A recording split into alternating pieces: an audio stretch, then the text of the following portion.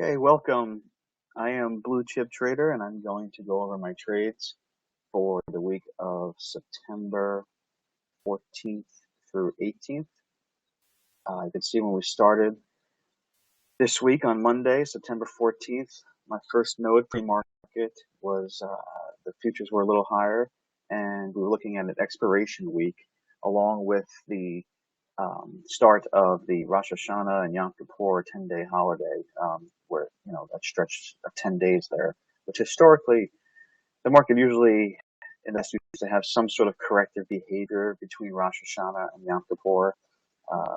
And, it's been kind of inconsistent over the last decade, so you can't put too much merit on it. However, it is possible, since the correction that we had with the heavy distribution that we saw in late August and into September, all the uncertainty, that we can actually have the opposite, and we can actually see some sort of squeeze or rally during this 10-day period, which has also happened in the past too, which is something to keep in your mind.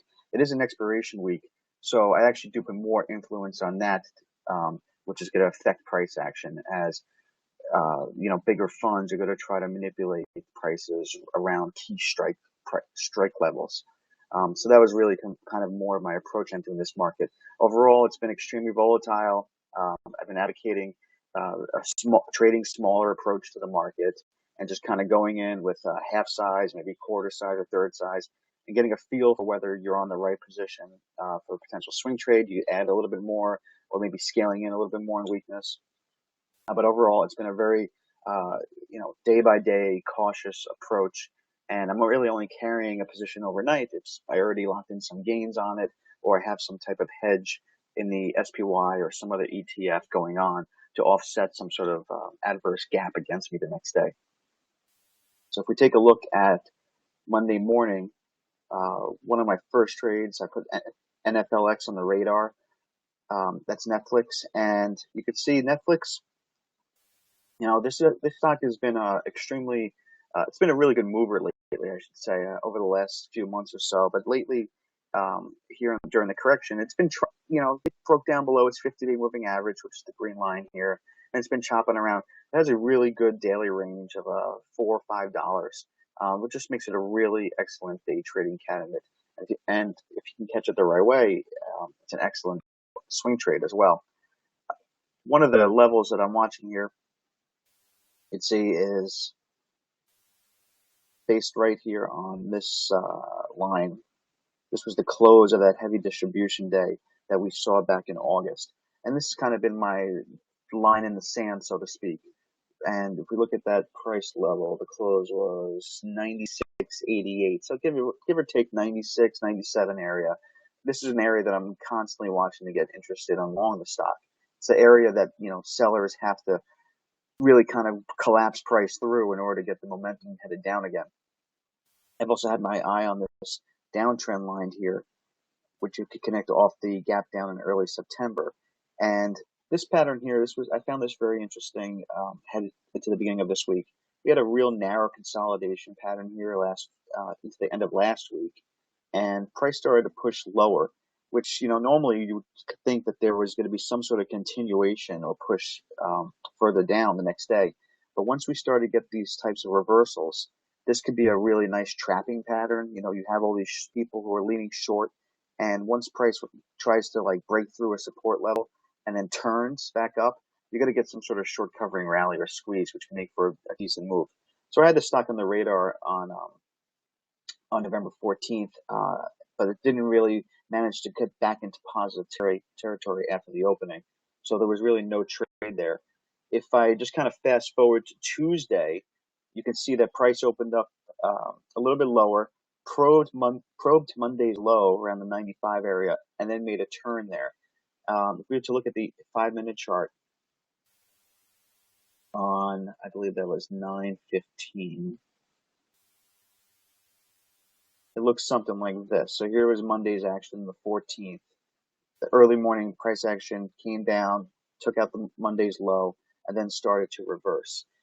This kind of put it on my radar for me. It came through here. This is definitely an opportunity that you could jump on board. Stocks go from negative to positive. And again, in that situation where you can see some sort of reversal activity. You can see it kind of went into positive territory and just started slowly trending higher throughout Tuesday. Unfortunately, if I look at my records, I missed that trade. I didn't see that developing at the time. However, come Wednesday, after I did my review, obviously I saw that move, that reversal pattern. So I thought there could be some more upside in it. So fast forward to Wednesday morning, the stock opened, it chopped around here over the first 20, 30 minutes or so, and you can see it developed this little triangle pattern right here around the 100 level.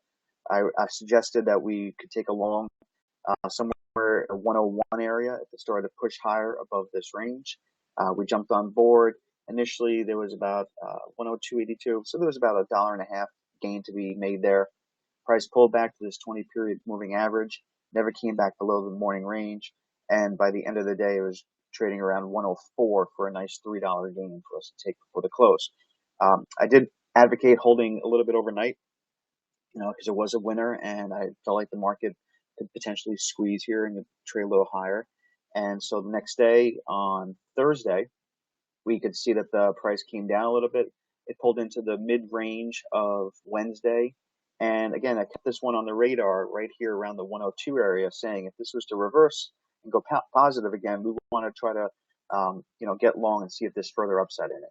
And it started holding around the 102 area and then started climbing back up to 103. And I suggested that we get long here around 103. We got a nice little pop a couple minutes later, 30 minutes later. Try to get back into positive territory, trade around the neutral zone, around 104 level. And then in the afternoon with the Fed talking on Thursday, the market kind of jumped up, spiked down, and then it got a nice push here over up to us 106.82. I'm sorry, 107.50. So that was a nice gain there for about 4 points just on that trade alone for the day, in addition to the balance that we carried overnight from the 101 area. So overall, we managed to book about 6 or 7 points in this trade. Came back in a little bit, sold some out before the close. Come Friday, the stock opened down a little bit with the rest of the market. But this time, we were like, if we're trading small positions, there wasn't really much size left. We've blocked a lot of profits took a lot of partial profits into strength. But so a gap down like this is nothing that we're going to really panic out of our remaining balance from when we've already booked enough gains on it. So it just kind of came right back down to where our break-even level was. There's no reason to panic out of a stock like this. By this time, you should have significant small size compared to where we got long over here, got long over here, and this is just something you just don't panic out of. You just kind of sit there and give it a little wiggle room.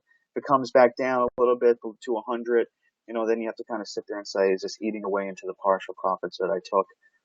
And then will I just take that small loss and walk away with a net gain? Or you sit here and say, should I add to it? I have to sit there and do nothing with it. Just kind of let it float around, and you can see it did kind of hold in there and get back to 104 and just kind of puttered around here. So we're holding a small little balance here, no big deal. If we go back to Monday, another stock that was on my radar has been Tesla. And Tesla's been really interesting. I like the way it recovered faster than most stocks in this market back in late August on that rally. And you can see that there's been a resistance level right around that 253 area the last few weeks. And price has been kind of forming a nice little range here, kind of an ascending triangle pattern. But the green line here is the 50-day moving average. And it was kind of butting up against this resistance level here. So it was definitely something that I felt like if the market was going to push higher during expiration week, that it could get a nice breakout and momentum to kind of trigger in above this resistance level, the 50-day and 2 or 3 week highs here. So we took a little small long here around on Monday, around the 253 area. And this is a $253 stock, so I think we had about $4 or $5 risk level on it. You got to kind of be a little looser and wider when it comes to these higher price stocks, because a $4 or $5 gain is just to be expected, during the day or right after the opening the next day, to kind of shake you out before it resumes its normal behavior. So come into Tuesday, we're still holding a long in this, and you can see it's pushing up against this level again. And finally on Thursday with the Fed talking, we did finally get our nice little breakout, and I believe price traded. I'm sorry, that was Wednesday was the breakout that we were looking for, and then we took some partial profits up to this level here, and then on Wednesday with the Thursday with the Fed talking, we got as high as 265. So that was a total gain of about 11 to 12 points on this nice little breakout right there. Another name on my radar this week has been Amazon. Again, the reason why I'm looking at it, this one is just amazing relative strength. Really strong recovery after that late August distribution level. It's back above the 20-day moving average, back above the 50-day moving average. I mean, it's clearly a leader. It's on one of our focus lists as strong relative strength stock. So it's definitely just one that's got to be on your radar to trade. Yes, it's a little expensive trading up at the $500 area, but just means you got to trade a little bit smaller size than you used to, and you got to give it a little bit more wiggle room because it can easily move 5 points intraday alone. You know, it could move 5 points against you. So you just got to kind of have to give it enough room. Regardless, it's been on my radar just to kind of get long. I really liked this little range that it was actually developing here. You can see it's like over 4 or 5 days. Just kind of this nice tight little consolidation between the 520, I believe it was the 530 level. And it's a little bit clearer. I was looking at the 60-minute chart, and you can see this was the level that I was kind of watching here prior to the breakout. It was trading right here, 527. And if I just kind of fast forward through here, that was on. Oh, let's see. I believe it was at the 16th. So on the 16th, it kind of came up here on the radar, and it was just one of these names. I said, you have to watch out for a potential breakout over the 530 resistance area from the prior week. A nice tight range developing here, and then you can see on this hourly chart, it just kind of broke out through there. We jumped on board around 531 area, I want to say, and rode it up for a nice solid gain. It took it as high as, I believe it was just near 547. So we had about a 15 point gain there. And it stalled right around these August high, July highs, which was the expected target on the pop that we got. Obviously we took profits, partial profits into the strength, and we're still holding a small balance right around the break even area, giving it a little wiggle room just to see if it tests there and holds and resumes higher, or if it tests it and falls through, then we'll just get out of the balance as it eats away a little bit into the gains that we locked in already. Another nice trade that we took was from the prior Friday at AMBA. Again, this stock has really been crushed, heavily distributed the last few months. Got hit on earnings, and it's just kind of sold off here. There was a long-term support level coming in around 63, 64 area. This is this big long line here, going way back. I think it was a solid year or so. Actually, it wasn't a year. I apologize. It was early March gap that held there. So I was just kind of looking at that level to possibly scale in there. And once it started to show signs of holding, just kind of start scaling in around $66, $65 area, hoping that we could get some sort of recovery. You can see that did happen there. And we caught a move into Thursday as high as 75.53. So again, we had about a nice solid 8 points, 9 points to scale out of on that swing long there for this week. Still holding a very small balance again. We sell into strength, and we're just kind of sitting here, and balance stops right now are break even. This is another volatile stock. You kind of have to really give it the room it needs just to kind of avoid getting stopped out of these positions. Schlumberger was a name that I picked up. This is one of these names I picked up on that heavy August distribution below $70. Sold out most of it on the way up to 76 3 days later. And I just kind of like the way that energy's trying to stabilize here the last few weeks. Could potentially be, maybe starting to form a bottom. I don't think there's a lot more downside to this group. Not until it continues to consolidate and we start seeing some earnings reports come out in October and November. But for the most part, it just seems like it's ranging down at these levels. And so on, I believe it was Wednesday, I just kind of saw this pullback here, holding the support, this gap level here. And once it started to move up higher here, I added a little bit to the existing balance that I have been holding since below 70. Kind of just gave me an average price of around 71, 72 area. And it just seemed like something that we could potentially hold on to. I think if we look at the weekly chart on this one, we find something a little bit more telling. Again, deeply oversold stock. Um, this big weekly reversal is really kind of what I'm eyeing here. It was followed by this doji day where there was not much action around 75. You could see these taller wicks suggesting that there was, there's a seller in here above 75. And again, last week, the seller was really kind of pressing here. Although, as much as this does look weak, it did hold this low here. It was 72, right? 72 and a quarter, 72.20 for 2 weeks in a row. So there's some sort of support there, minor right now, amidst all this heavy selling and distribution. And I do think there's potential for this stock, if it does turn back up and clear this resistance area, that we will get a nice squeeze well back over 80, possibly to 85. If it starts to slip a little lower, well, then probably just stop out on the balance and take it from there. Another name that I've been watching is BABA. This was an IPO about a year ago, really hyped up, and then this just kind of fizzled away here. But I think it's at levels where people are just kind of giving up on it. There's a lot of news surrounding it. It's getting hit with China. There might even be a lockup period coming, so you might see additional selling. Typically, you might see some sort of heavy pop in the stock as well. But regardless, I'm just kind of watching this action here. It looks like you had a gap down reversal, and then I saw this hammer reversal here a week ago. And so I figured there might just be some upside here. So I did wind up taking a little bit of a long when it cleared the prior week's high around $67 and just kind of holding on to it right now, giving the room that it needs in this vicinity. Hopefully, into late September, early October, we'll get a nice move back up to 70 or possibly 75.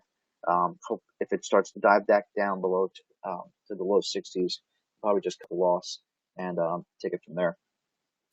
One of the other trades I've had on for a while now, as a hedge, I prefer the spiders. And usually, since the market's broken down, every one of these rallies, I've been advocating it as a short play against our existing longs, as a swing, just as some sort of overnight protection. And it's worked out really well. We've shorted up here in this rally around 199 area, 200, and we managed to work out really well as it gave us a gain of about $5 or $6. This rally over here, again, 198, 199, we shorted that one and caught about 3 or 4 points overnight. And here, going into the Fed on Wednesday, or was it Wednesday? On Wednesday, I did cover on this push back above the $200 level. It closed above the $200 level for the first time in 3 or 4 weeks. And I just said, all right, maybe we should just cut this the remaining short position as a hedge. We'll take it off for now. And I figured with the Fed talking that we can always just add it back on afterwards if the market did reverse. And that's pretty much what happened on Thursday. The market ran up ahead of the Fed. This got as high as 202.89. And then once the Fed started talking, going into the close, the sellers reversed the market here. And we just got back into our short with price breaking down below the 200 level. We held it overnight, and we came into Friday morning, and we were looking at about a 3 or 4 point gain as price pushed down to 195 area. So that was really nice because that was a hedge against the long balances we were holding. Plus we got to manage to lock in a 3 or 4 point gain Friday morning, which just kind of made the whole expiration day a little bit easier to approach. When you have a nice gain you're sitting on like that. One of the other trades that we took was Amazon, I believe. I did mention this one already. I'm sorry. Wynn Resorts. Again, I've been watching this stock. I just think it's at really low levels. It does have some pretty good action when it does move. Unfortunately, I tried to take a scalp in it on Thursday, and I did manage. I was taking a tight stop. It was some sort of scalp play that I saw after the opening around. Let's see that. Let's see. Thursday. I think it was an opening reversal pattern is what I was really kind of going for here. I felt like the stock was strong, leading up into Thursday.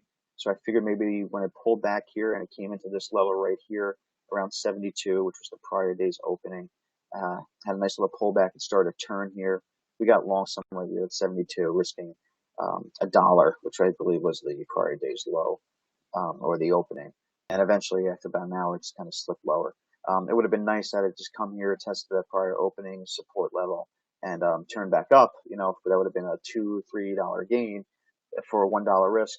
So, like I said, this stock has really been hit or miss for me the last month trading it.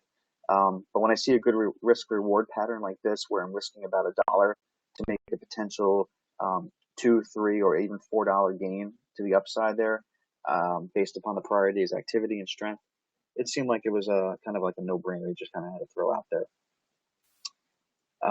Tesla, I went over that one, and then one of the other trades that I took on Friday was just a scalp trade.